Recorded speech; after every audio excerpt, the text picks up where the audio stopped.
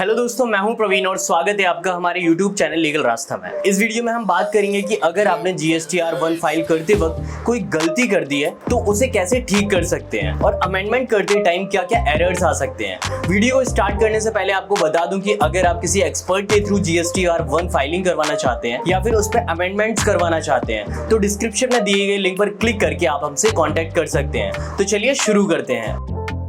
पहले तो जब आप कोई अमेंडमेंट करते हैं तो फाइलिंग पीरियड वही चूज करना होता है जिस पीरियड में आप अमेंडमेंट कर रहे हैं। फॉर एग्जांपल, अगर आप अगस्त में अमेंडमेंट कर रहे हैं और आप मंथली रिटर्न फाइल करते हैं तो फाइलिंग पीरियड अगस्त ही होगा। अगर आप क्वार्टरली रिटर्न्स फाइल करते हैं जैसे जुलाई टू सितंबर तो फाइलिंग पीरियड सितंबर होगा।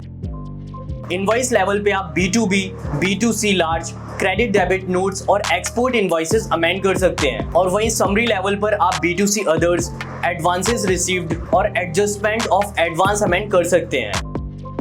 अमेंडमेंट्स आप लेटर टैक्स पीरियड में भी कर सकते हैं, लेकिन रिवाइज्ड इनवॉइस की date original invoice tax period के लास्ट डेट से आगे नहीं हो सकती। फॉर एग्जांपल, अगर ओरिजिनल इनवॉइस 12 जून 2024 को बना था और आप जून 2024 में अमेंडमेंट कर रहे हैं तो रिवाइज्ड इनवॉइस डेट 31 जून 2024 से आगे नहीं हो सकती। अब बात करते हैं ऐसी डिटेल्स के बारे में जो इनवॉइस लेवल पर अमेंड नहीं हो सकती। आप टैक्स इनवॉइस को बिल ऑफ सप्लाई में चेंज नहीं कर सकते। एक्सपोर्ट टाइप चाहे वो विद पेमेंट या विदाउट पेमेंट हो उसमें भी अमेंड नहीं हो सकता। साथ ही आप क्रेडिट या डेबिट नोट्स में प्लेस ऑफ सप्लाई या कस्टमर GSTIN चेंज नहीं कर सकते। अगर रिसीवर ने इनवॉइस एक्सेप्ट या मॉडिफाई कर लिया है तो आप उस इनवॉइस को भी अमेंड नहीं कर सकते। अब देखिए, आपको अमेंडमेंट करते वक्त कुछ चीजों का ध्यान रखना है। अगर आपने पोस्ट कर्नाटक के लिए 5% और 12% टैक्स रेट मेंशन किया है और आप सिर्फ 5% टैक्स वैल्यू अमेंड करना चाहते हैं तो आपको दोनों 5% और 12% टैक्स वैल्यू को दोबारा एंटर करना पड़ेगा। अमेंडमेंट करते वक्त कई बार एरर मैसेज आते हैं, जैसे कि B2B ट्रांजैक्शंस में कभी-कभी रिसीवर GSTIN चेंज नहीं होता है। B2C large transactions post change नहीं होता। ऐसे एरर्स आपके सामने आ सकते हैं। तो दोस्तों, ये थे कुछ इंपॉर्टेंट पॉइंट्स और कॉमन एरर्स जो आपको GSTR1 अमेंडमेंट करते वक्त याद रखने चाहिए। और अगर आप एक्सपर्ट के थ्रू GSTR1 फाइलिंग या अमेंडमेंट करवाना चाहते हैं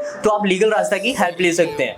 हमसे कॉन्टेक्ट करने के लिए आप हमारी वेबसाइट www.legalrasta.com पर जा सकते हैं या फिर आप 8750085885 पर कॉल करके भी हमारे एक्सपर्ट से बात कर सकते हैं, वरना आप डिस्क्रिप्शन में दिए गए लिंक पर क्लिक करके कॉन्टैक्ट फॉर्म फिल करें। हमारी टीम आपसे खुद कॉन्टैक्ट करेगी। उम्मीद है आपको ये वीडियो हेल्पफुल लगी होगी। अगर आपको कोई और डाउट है तो कमेंट में जरूर बताएं। मिलते हैं आपसे नेक्स्ट वीडियो में, तब तक के लिए आप लीगल रास्ता को सब्सक्राइब कर लें।